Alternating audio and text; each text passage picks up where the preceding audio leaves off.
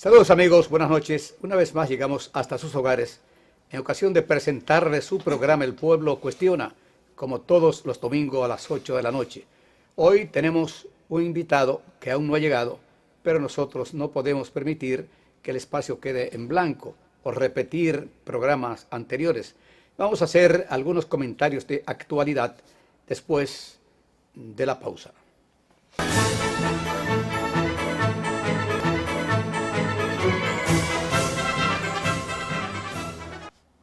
Iniciamos, amigos, formalmente El Pueblo Cuestiona. Hoy sin un entrevistado, habida cuenta de que no ha llegado y no vamos a dejar el espacio en blanco. Muchos acontecimientos se han producido en República Dominicana en los últimos 60, 65 años. Pero realmente el que más conmovió después de la muerte de Trujillo fue la Revolución de 1965. Vamos a hacer un comentario más para aquellos que nacieron después de la Revolución, aquellos que no tuvieron la honra de participar en esos acontecimientos que llenaron de gloria al pueblo dominicano, la Revolución de 1965. Pero ¿cómo comienza la Revolución de 1965? ¿Por qué se produce esa revolución, ese levantamiento popular, primero de militares y después del pueblo dominicano? Nosotros somos de opinión de que todo lo que terminó con la Revolución de 1965 se inició a raíz de la llegada del profesor Juan Bosch a República Dominicana aquel 20 de octubre del año 1961. Los enemigos que tenía Juan Bosch en el exterior pues abrieron fuego tan pronto Bosch pisó tierra dominicana. Reiteramos, el 20 de octubre de 1961. Justamente decimos esto porque sabían ellos que Juan Bosch era un hombre que tenía una facilidad para convencer a la gente y de manera especial para convencer a un pueblo que estaba ávido de una democracia como la que él implementó en República Dominicana. Juan Bosch llega al país, reiteramos, el 20 de octubre de 1961. E inmediatamente los adversarios de él desde el exilio y la ultraderecha de República Dominicana la emprendieron contra él, acusándolo de cuantas cosas se le antojaba a ellos decir contra Juan Bosch. Juan Bosch no respondía, sino con una locución que todos los días pronunciaba a través de radio comercial en nombre del Partido Revolucionario Dominicano. Ya había llegado a República Dominicana el 5 de julio de 1961, una comisión encabezada por Ramón A. Castillo, don Ángel Miolán y Nicolás Silva. Esa comisión fue la que empezó a abrir las trincheras, a abrir los caminos de la libertad del pueblo dominicano. Cuando Juan Bosch llega, ya pues esta comisión había recorrido todo el país, llevando las buenas nuevas de lo que vendría a República Dominicana. Reiteramos que tan pronto don Juan Bosch se inicia a través de radio comercial con su alocución diariamente, se aumentó contra él esa actitud bárbara, calumniosa, acusándolo de todo lo que se podía acusar a un hombre y de manera especial a un líder de la categoría de Juan Bosch. Bueno, pero Juan Bosch siguió con sus alocuciones, por un lado los que lo adversaban, por otro lado el propio Juan Bosch no le hacía caso a las calumnias que lanzaban los que vinieron desde el exilio, que estuvieron en el exilio igual que él. Justamente eso hizo que Juan Bosch llegara a la presidencia de la República. Es decir, todos sus comentarios, todo lo que era hablar de la democracia, todos los beneficios que iba a recibir el pueblo dominicano con su gobierno. Llegó Juan Bosch justamente el día 20 de diciembre del año 1962. Tuvo que pasar casi todo un año recibiendo los más denigrantes epítetos y acusaciones. En esas elecciones el profesor Juan Bosch salió triunfador. hay que decir que habían sectores de varios segmentos de la población. Había un sector de la iglesia que lo adversaba, había un sector militar que lo adversaba, estaban los exiliados que vinieron justamente después de la muerte de Trujillo que lo adversaban, y todo aquel que de una manera u otra consideraba que Juan Bosch era supuestamente un peligro para República Dominicana. Bueno, hablamos que un sector de la iglesia, y hay que recordar a aquellos que aún viven y a los que nacieron después de eso, que se produjo un debate en televisión entre el profesor Juan Bosch y el padre Láutico García. Hablamos de unos 3 o tal vez 4 días antes de las elecciones de diciembre de 1962. Bueno, el resultado, Juan Bosch derrotó al padre Láutico García, y eso afianzó más su posible triunfo, su triunfo que obtuvo justamente en las elecciones del 20 de diciembre de 1962. Pero ay, Dios mío, tan pronto se juramenta Juan Bosch ese 20 de diciembre, el 27 de febrero, porque las elecciones fueron el 20 de diciembre del 62, y Juan Bosch se juramenta el 27 de febrero de 1963. Tan pronto se juramenta Juan Bosch, con el país lleno de una delegación, estaba el vicepresidente de los Estados Unidos, Lyndon B. Johnson, estaba el gobernador de Puerto Rico, estaba Rómulo Betancourt, estaba Pepe Figueres y otras personalidades más de la política internacional. Y ni hablar de la República Dominicana. Bueno, a partir justamente de ese triunfo y de esa juramentación de Juan Bosch, reiteramos, el 27 de febrero de 1963, señores, los dardos venenosos que se lanzaron contra Juan Bosch son indescriptibles. Por eso decimos que la Revolución de Abril tuvo mucho que ver con el derrocamiento del profesor Juan Bosch. Y decimos lo siguiente: si no se produce el derrocamiento de Juan Bosch, si no hubiésemos tenido aquí una derecha ultra recalcitrante, y por qué no decirlo, un segmento de la población también, y un sector militar que adversaba a Juan Bosch. Claro que el sector militar estaba asusado por los políticos, sobre todo de Unión Cívica Nacional, y también por los que estuvieron en el exilio con Juan Bosch y que vinieron a lanzar rayos y centellas contra la figura del profesor Juan Bosch, que era más importante que la mayoría, que los que vinieron a hacerle la vida imposible prácticamente. El que más lo atacó a él, realmente los que vinieron del exilio, o los que más lo atacaron, fue Juan Isidro Jiménez Grullón, un hombre inteligentísimo. Sin embargo, parece ser que en esos momentos se olvidó de su inteligencia y era el que más lo atacaba. También el doctor Mario Rituitini, y ni hablar de los comentaristas Tomás Reyes Cerda y Rafael Bonilla Aybar, igual que Potenquín. Era un equipo que tenía justamente la misión, por llamarlo así, de atacar despiadadamente el gobierno del profesor Juan Bosch. Nada de lo que hacía Juan Bosch era bueno para esas personas que lo adversaban. Y fue tan grande la conspiración que se formó contra él que llegó el momento en que la gente llegó a creer que era verdad lo que se decía contra Juan Bosch. Nosotros siempre primero lo apoyamos, y lo apoyamos por muchas razones, porque justamente el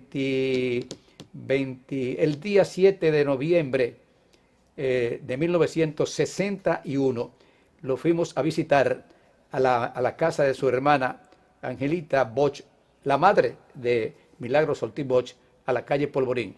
Él quería hablar, conocer a los combatientes, a los jóvenes, a los llamados héroes de la calle Espaillat. De todos los cientos que participamos en esos acontecimientos, solo fuimos 8 personas. Bueno, los otros se fueron para sus pueblos, otros pues no confiaban, otros eran procívicos, y yo quedé prácticamente impregnado, enamorado del discurso de Juan Bosch, de lo que era la democracia, de lo que era una tiranía, en fin. Bueno, Eso hizo que nosotros pues colaboráramos con ese gobierno de Juan Bosch, o por lo menos para que fuera el ganador Juan Bosch en las elecciones de diciembre de 1962. Hay que decir claramente que el sector de la iglesia tenía voceros. El primero de ellos era Láutigo García, ya lo dijimos, y la ultraderecha tenía, ya hemos dicho también, a un Rafael Bonilla Ibar, a un Tomás Reyes Cerda, a un Potenquín y otros más. Pero realmente todos estaban dirigidos por Unión Cívica Nacional, que era el partido que con más fuerza, que con más desenfreno, pues adversaba el gobierno del profesor Juan Bosch, que reiteramos, se juramenta Bosch el 27 de febrero de 1963, con la presencia de grandes dignatarios del mundo, aquí en República Dominicana. Bueno, siguieron los ataques, siguieron las manifestaciones inventadas de reafirmación cristiana, haciendo creer que Juan Bosch no era cristiano. Bueno, tampoco era anticristiano. Él realmente creo que era católico, o murió siendo católico, creo yo. Pero no era para que le sacaran todo lo que le sacaron. Calumnias en un 99%, los ataques contra Juan Bosch. Eso hizo que el sector de las Fuerzas Armadas, más la ultraderecha de la época, sector empresarial de la época, pues se apandillaran, por llamarlo de alguna manera, y derrocan el gobierno de Juan Bosch, aquel fatídico 25 de septiembre de 1963. Lo recuerdo tanto porque justamente el día 20 de septiembre nosotros teníamos en La Voz del Trópico un programa informativo matinal y justamente a las 5 de la mañana, de la madrugada, fueron y nos asaltaron La Voz del Trópico, faltando 5 días para el golpe de Estado contra Juan Bosch. Nos asaltaron, que después Juan Bosch dijo que Ercilio había sido la primera víctima del golpe de Estado. Es una entrevista que le hicimos a él. Bueno, derrocan a Juan Bosch, señores. Derrocan a Juan Bosch, señores. Y a partir de esos momentos el país entró en un estado de descomposición. ¿Por qué? Porque el pueblo dominicano, que quería disfrutar de la democracia que le brindaba el gobierno de Juan Bosch, sabía que ese gobierno que se había instalado, el triunvirato, no iba a hacer absolutamente nada, a no ser hacerle daño al pueblo dominicano, violentar las libertades públicas, los derechos humanos, la libertad de prensa. Aquí todo fue coartado con ese gobierno del triunvirato, que en principio fueron 3, terminó siendo un miembro del antiguo triunvirato. Y fue justamente a ese gobierno del triunvirato a lo que el pueblo dominicano se enfrentó el día 24 de abril de 1965, porque ese gobierno del triunvirato duró 1 año y medio o algo así. El caso fue que en el 65, 24 de abril de 1965, estalla la revolución o el movimiento revolucionario, justamente a la 1:30 de la tarde, cuando José Francisco Peña Gómez, después de que se le comunicara de la jefatura del ejército que habían apresado a la totalidad de los miembros de la jefatura del ejército, un sábado 24 de abril, pues el pueblo se tiró a la calle. Se tiró a la calle y hay que decir, además, que si no hubiesen derrocado al gobierno del profesor Juan Bosch, aquí Manolo Tavares Justo no hace lo que hizo en noviembre de 1963, cuando se fue a las montañas, para cumplir aquello que él había dicho, de que si se seguía conspirando o haciéndole la vida imposible al gobierno legalmente constituido, el 14 de junio sabía dónde estaban las escarpadas montañas de Quisqueya. Allá fue Manolo Tavares Justo, con lo mejor de la juventud de la época. Eran unos 30 o 40, porque habían varios frentes, y Manolo fue fusilado.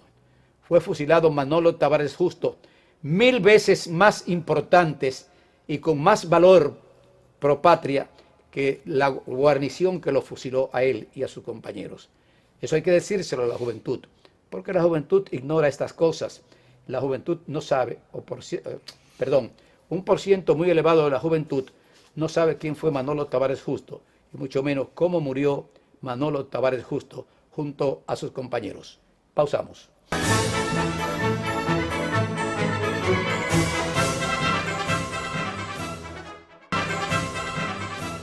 Continuamos, amigos, con este su programa El Pueblo Cuestiona, hoy sin la presencia del invitado que teníamos para el día de hoy.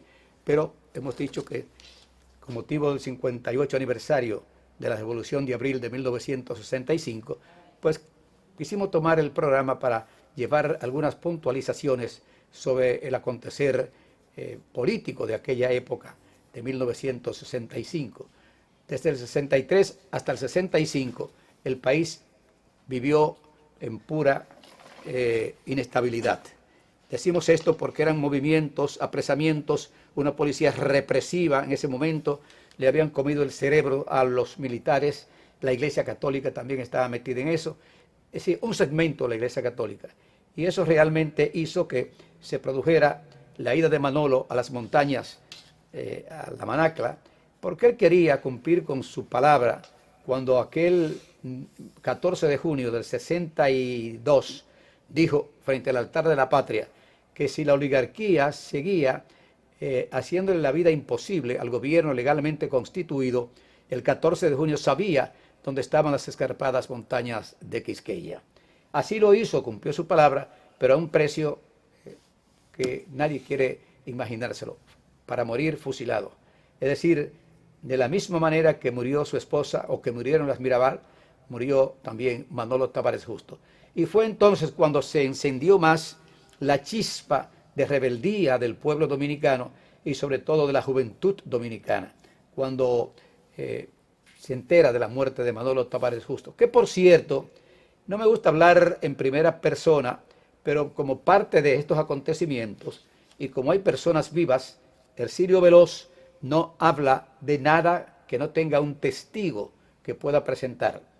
Cuando Manolo está en las montañas, cuando Manolo se fue a las Manaclas, pues desesperados, un grupo de jóvenes, entre ellos Carlos Báez Tisol, quien estaba Hercilio Veloz Burgos, Daniel Céspedes, y alguien que usted conoce, bueno, José Francisco Peña Gómez también, el comandante Pichirilo, pero como nosotros hablamos con alguien que está vivo, también Rafa Gamundi, ese destacado dirigente de izquierda, que también estaba dispuesto a irse a la montaña a apoyar a Manolo Tavares Justo.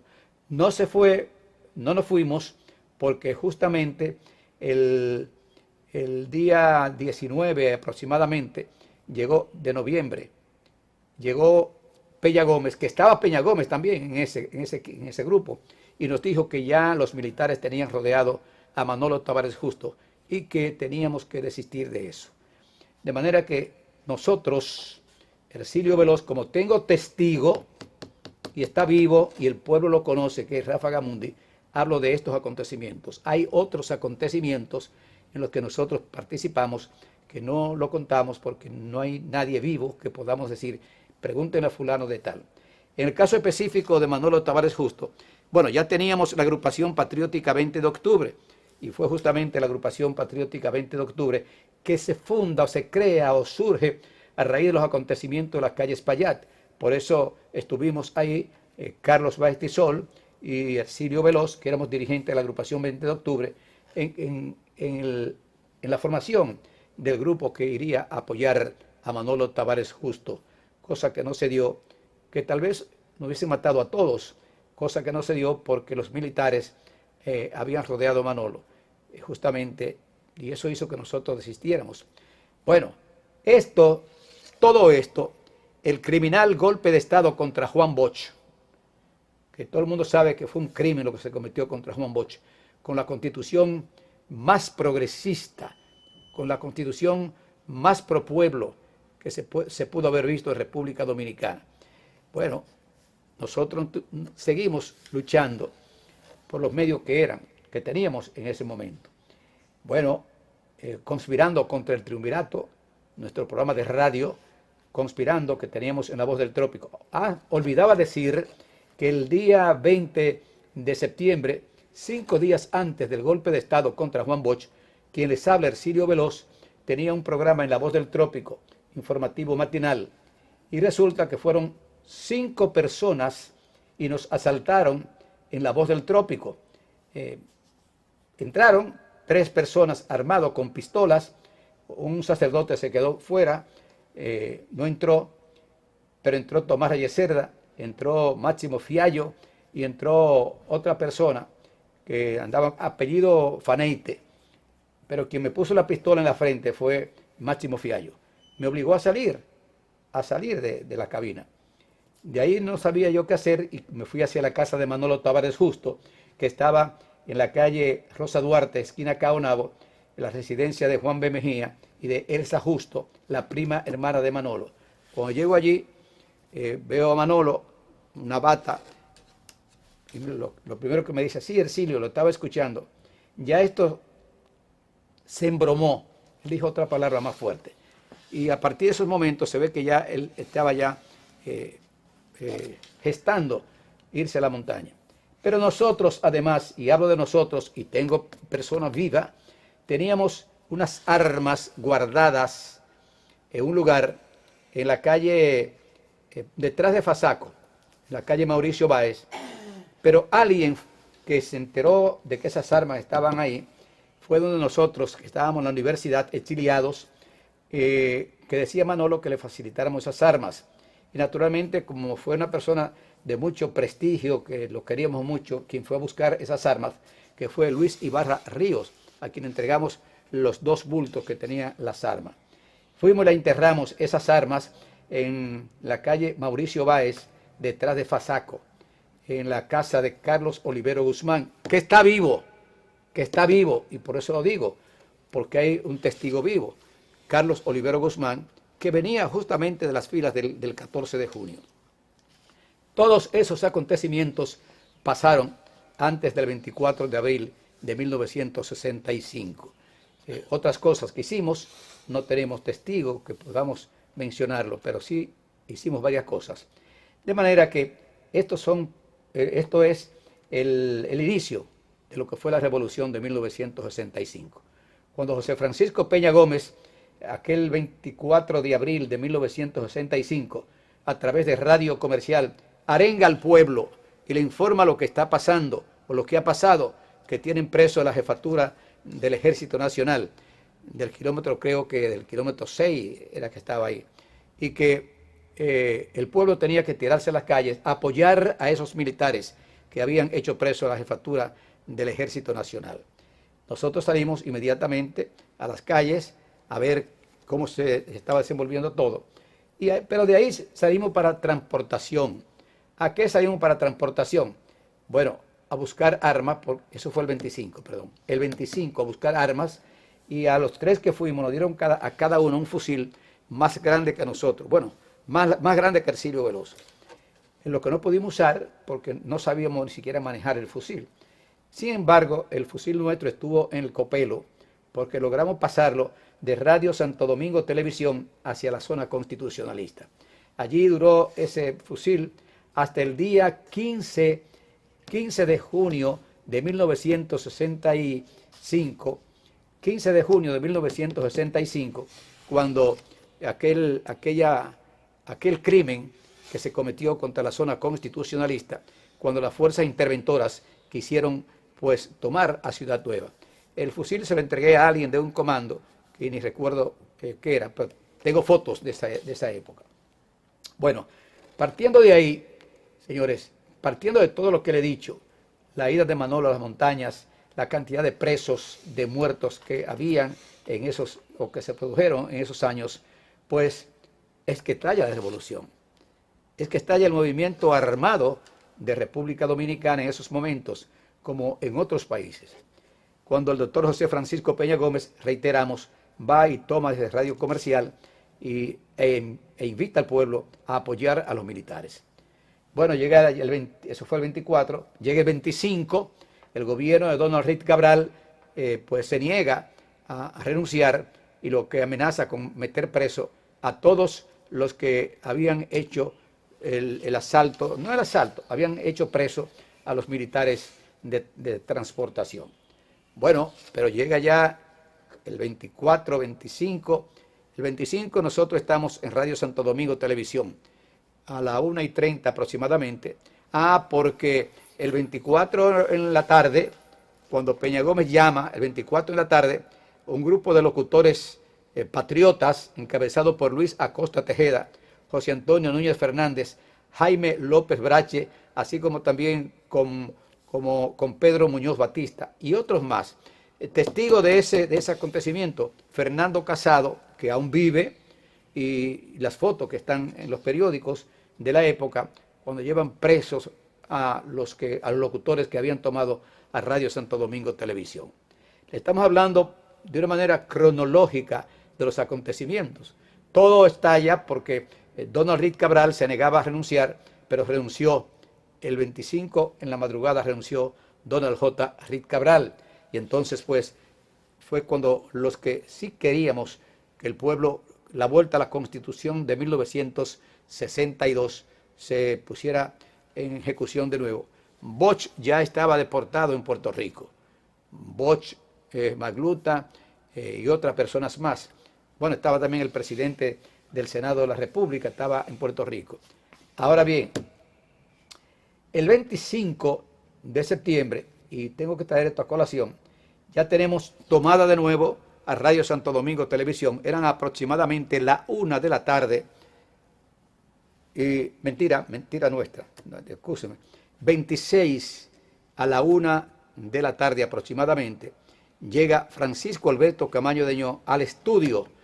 Porque la Fuerza Aérea, encabezada en ese momento Elías Wessing, estaba tirando unos volantes al pueblo que se entregara, al pueblo que no asistiera a las manifestaciones, al pueblo que se fuera a sus casas. Y Camaño le dijo a Wessing, usted sabe, coronel Wessing, era coronel me parece en ese momento, que las ciudades no se toman por aire, sino se toman por tierra. Le digo que venga, que eso ya fue es para el 27. Le digo que vengan, que si vienen de San Isidro para acá, no van a pasar de la calle París. Y así fue. Y ahí se produjo la primera batalla del puente, cuando Camaño salió de la embajada americana, después de hablar con el embajador, y el embajador tratarlo con irrespeto a Francisco Alberto Camaño Deñó, él invitó a varios de los que estaban ahí, entre ellos Montearache, para que fueran, según dice la historia, o nos contó él después, llamó a Montes Aracha que fueran al puente a morir por la patria. Y fue cuando pararon a los militares que venían con tanques de todo índole de San Isidro hacia la capital. Esa fue la primera batalla donde murieron cientos de personas del pueblo, pero también de los militares que quisieron tomar la zona constitucionalista. No lo dejaron pasar los militares y el pueblo que estaba ya en arma ahí en el puente. Eso fue la primera batalla. Y realmente sobre las batallas de la revolución, nosotros siempre decimos que la batalla más cruenta fue la del puente. Ahí murieron cientos de personas, muchos militares del lado opuesto y también militares nuestros, o sea, de la zona constitucionalista, pero más civiles que fueron allí a luchar, a evitar que los tanques pasaran. Por eso ningún tanque pudo entrar, porque era quemado inmediatamente. De manera que ya tenemos que se produjo la batalla del puente el 27 de abril de 1965. Llega el 26 y siguen. El 26 nos sacan del aire el Radio Santo Domingo Televisión, después de haberla tomado el mismo 25 en la mañana. El 26 tenemos la emisora ya en nuestras manos, pero nos tumbaron la torre que estaba en la María Montés, próximo al mercado, y ya nos sacaron del aire. Sin embargo, la habilidad del dominicano es muy grande. Había un técnico, Pedrito Torres, que trabajaba, era un técnico de radio, nos buscó un transmisor pequeño y lo pusimos en el sanitario de la casa 41 de la San Martín, y desde ahí transmitimos el 26, el 27, y el 28, 29, cuando llegaron los norteamericanos que pasaron en fila por la avenida San Martín, yo lloré, lo tengo que decir, lloré cuando vi que habían tropas extranjeras. Y no solamente yo, también estaba por ahí Fernando Casado, que está vivo Fernando Casado, y otras personas más. Bueno, optamos por bajar a Ciudad Nueva, ya después del día 3 del mes de junio, después del día 3, no, de mayo, día 3 de mayo, bajamos a Ciudad Nueva. Ya se había instalado, el día 3 seguramente a Camaño, y ya para el día 4 nosotros bajamos allí y logramos bajar el fusil que nos dieron en transportación, porque un amigo se puso a nuestra disposición y bajamos con el fusil. El que no usamos, sino lo entregamos a alguien el día 15 de junio de 1965. Se lo dimos a una persona que sí lo podía usar o sí lo sabía usar, porque nosotros no sabíamos usar armas. Eso era una temeridad nuestra, de que tener un arma que no sabíamos manejar. Pausamos, amigos. Hablamos de la batalla justamente del día 15 de junio. El día 15 de junio se celebró, o se efectuó la segunda batalla después de la del puente. Fue el 15 de junio, cuando los norteamericanos quisieron tomar la zona constitucionalista. Imagínense que estábamos en 20 cuadras aproximadamente, era lo que teníamos. Y sin embargo, el pueblo que estaba ahí, los militares que estaban ahí, no lo dejaron pasar del sindicato POASI, que estaba ahí próximo al arzobispo Medellín. No pudieron pasar porque el comandante de las tropas invasoras se había comprometido con el gobierno norteamericano de que en horas tomaban la zona constitucionalista, y no pudieron tomarla. No pudieron tomarla. Fueron muchos los norteamericanos que cayeron ahí, también dominicanos cayeron ahí, unos y otros cumpliendo con su deber, porque ellos estaban pensando que cumplían con su deber. Es decir, estamos en presencia de lo que fue la guerra patria. La guerra patria fue eso, que el pueblo, tú veías en las calles a mujeres, a jóvenes, ancianos con piedras en la mano buscando cómo participar.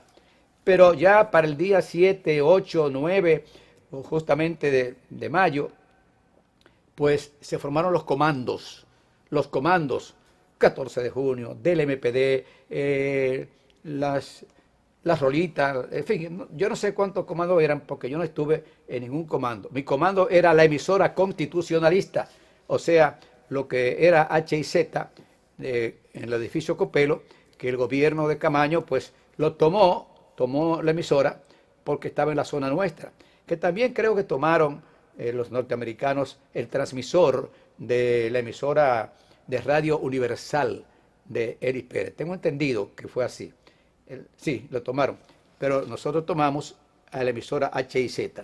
Desde ahí, durante 4 meses y días, pues nos comunicamos con el mundo.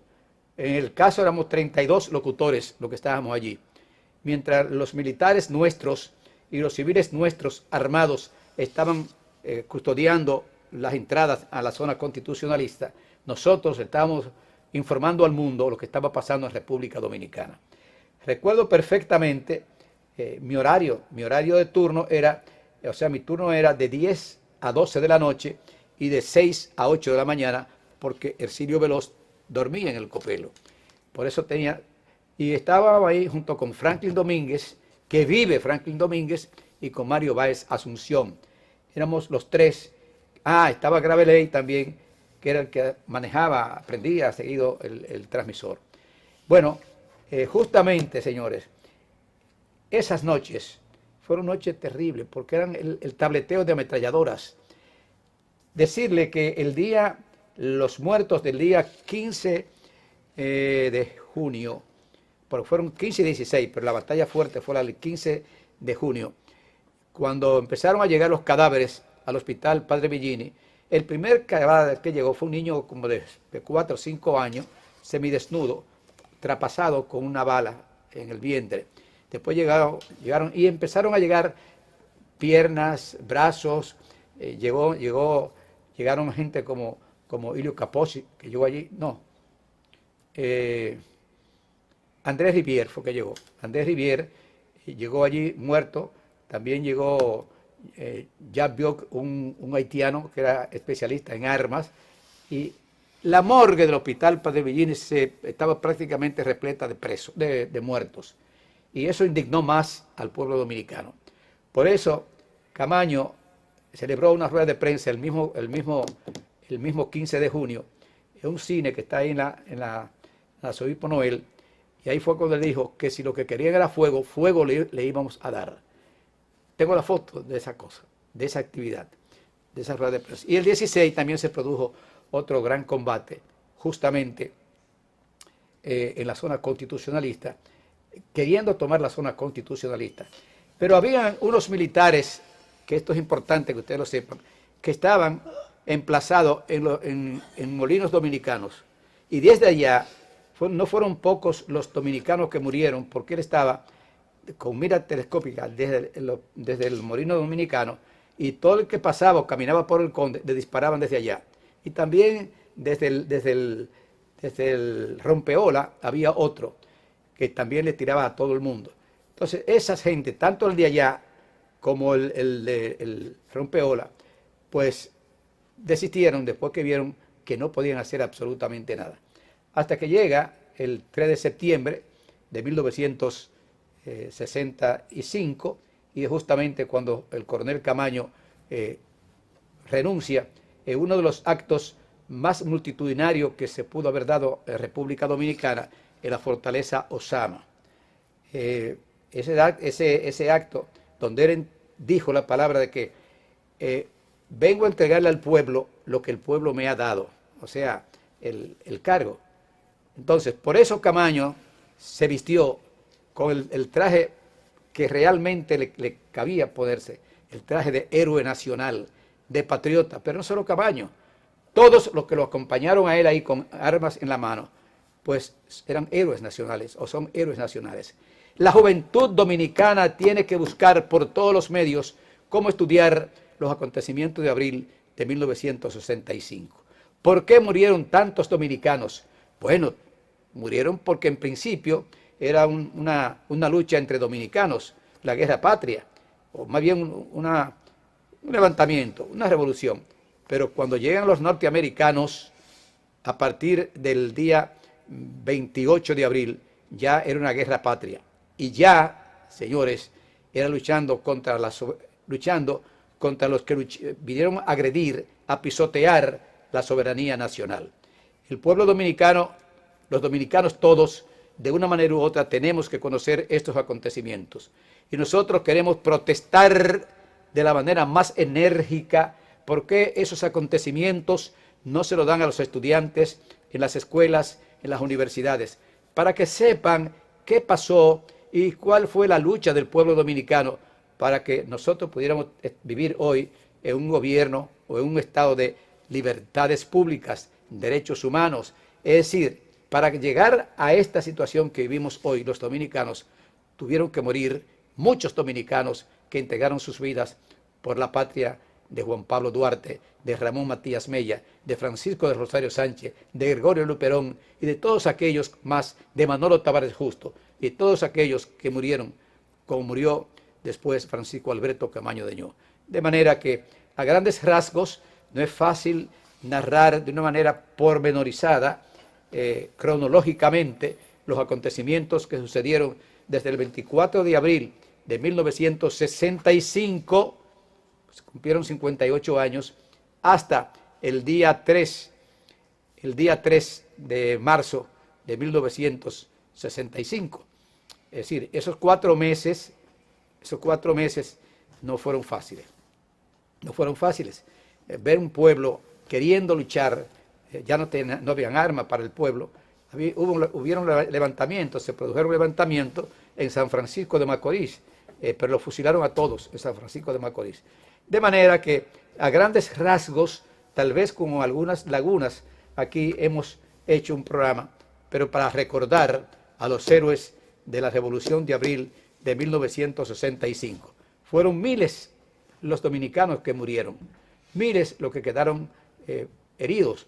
Por eso nosotros, cuantas veces se habla del de la revolución de 1965, salimos al frente.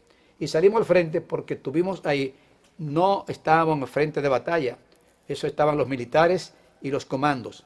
Ercilio Veloz estaba en el comando que realmente le pertenecía, que era la emisora constitucionalista, que por cierto, el coronel Francisco Alberto Camaño Deñó, en un almuerzo que nos dio a los locutores en el restaurante Lina, que estaba en ese momento, creo, sí, en la Independencia, dijo algo que yo lo repito muy a menudo, que la revolución llegó donde llegó gracias a la emisora constitucionalista y a los locutores, que si eso no hubiese existido, la revolución no iba a durar dos meses.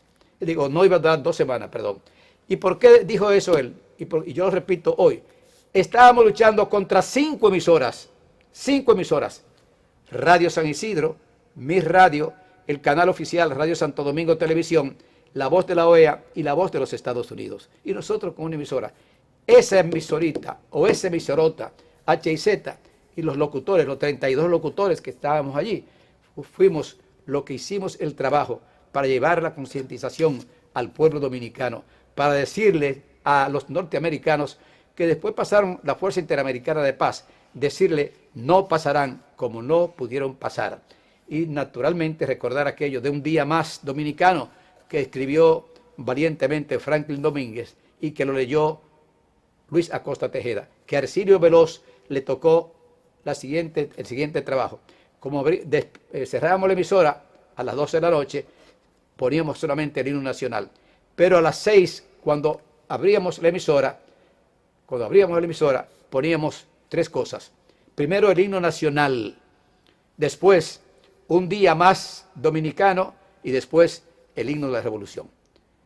Gracias del alma por habernos escuchado en esta fecha tan importante como es justamente el 28 de este mes con motivo de la revolución de 1965. Hasta la próxima.